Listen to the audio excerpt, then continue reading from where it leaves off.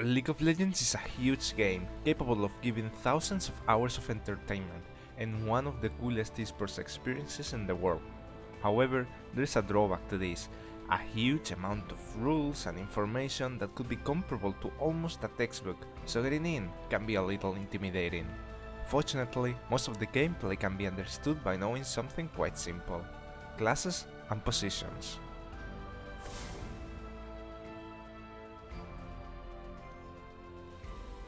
As League of Legends evolved and the strategies revolving the positions settled down, two significant points regarding what happens in the dual lane were made. First, the bottom player would exclusively play marksman, and second, the support player's only job would be to provide and deny vision, leaving aside the impact that the champion itself could have. However, League of Legends has grown a long way, and things have changed, but up to what degree? Let's have a look at the relations that bottom and support have, both with the classes played there and with the game in general.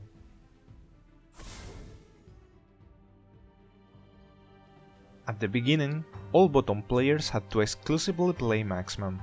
At that time, the word marksman wasn't even a thing, so they were called ADCs, standing for Attack Damage Carry.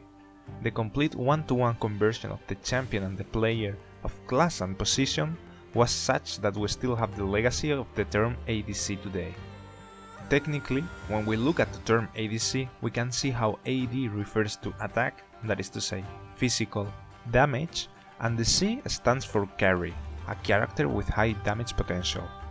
And as we already know, both fighters and assassins are known for dealing great amounts of physical damage, but still we almost always have marksman in mind when we say ADC. Secondly, we also call bottom players ADC, even though it doesn't refer to a position but a kind of champion. This happens because of the one-to-one conversion that we talked about before. This has the subsequent problem of calling virtually anything that goes into the bottom lane as ADC. Syndra is going bottom, you will hear many people saying Syndra ADC instead of Syndra bottom, even though she will still deal magic damage and not physical. Are you asking someone which position is their favorite? Don't be surprised if they say ADC when thinking about bottom, even though again, that technically refers to fighters, marksmen and some assassins, and not any position in the map. We could go into a bigger, deeper rabbit hole if we want to go to the very origin of the concept of marksmen, and why are they the original ultimate promises of late game power, but that would take us too much time, so we will leave that for another day. But enough of story time, what does this mean today? First, it's completely fine to call any of these things ADC, as long as you know what you are talking about. And second, this confusing term exists because of the binary nature that the bottom lane always had, and how this ADC one-in-all package is changing. Several champions, especially fighters and mages, have slowly but surely created their space in the bottom position, and bottom players can play more than just traditional marksmen. However, marksmen are still an important class that is extremely predominant in the game, mainly in the bottom lane, but also in other positions.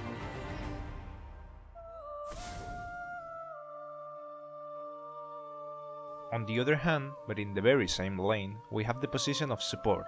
Very much like how the terms bottom and marksman can be lost when saying ADC, both the position of support and the class controller are all encompassed into just support, complicating even further the understanding of how these terms work.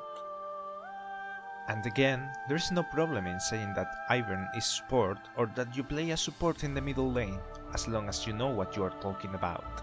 As we discovered in past videos, a controller is a champion that is focused on empowering allies and hindering enemies, without directly dealing damage themselves. You could play a controller in top, in jungle and in middle.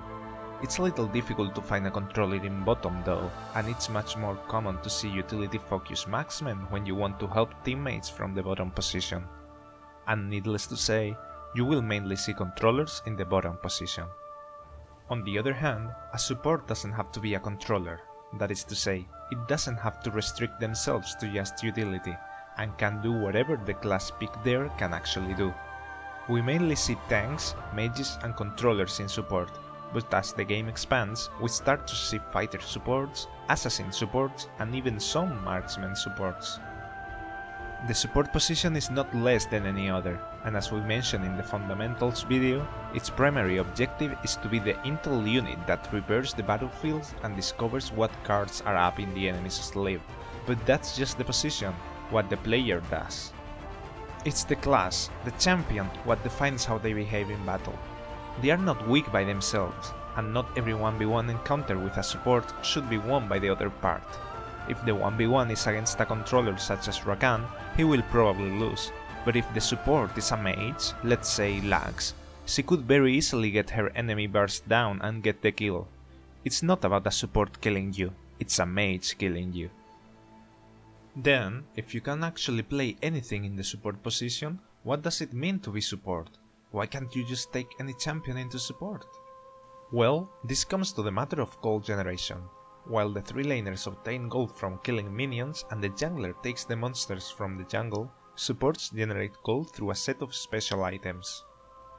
By buying one of these items, you will be able to generate gold from thin air, either by periodically executing minions or by harassing the enemy. But it should also be noted that they don't generate as much gold as one would get by farming in a normal way. This means that any class that you play here will be played on a budget, but in exchange you receive the power of warding.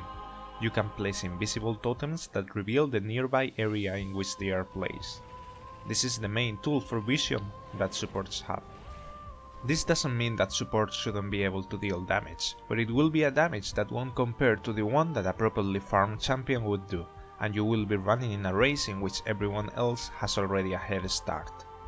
While marksmen, assassins and fighters strictly need a lot of gold not to fall behind the enemy's damage, the objective of tanks and controllers is not damage, so they can perform properly even with a small gold disadvantage. Mages, even though they also need to deal damage, their ability to control the battlefield with their zoning power will always be there, no matter the gold.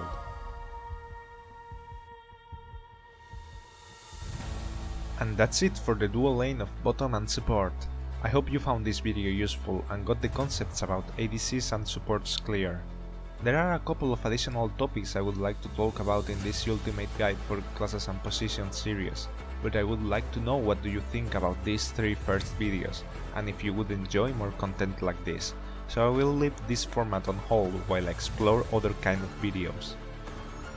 There is also a lot of material in the description, such as the full list for champion classes, subclasses and recommended champions, so be sure to check it out. Anyways, if you enjoyed the video or found it interesting, please like this video, leave me a comment and subscribe for more. Reading your comments and having some feedback would mean the world to me. If you know someone who is starting at League of Legends, or someone who struggles to understand the game, please send this video their way, maybe it can help them. Thank you so much for watching this video and hope to see you in the next one. See ya!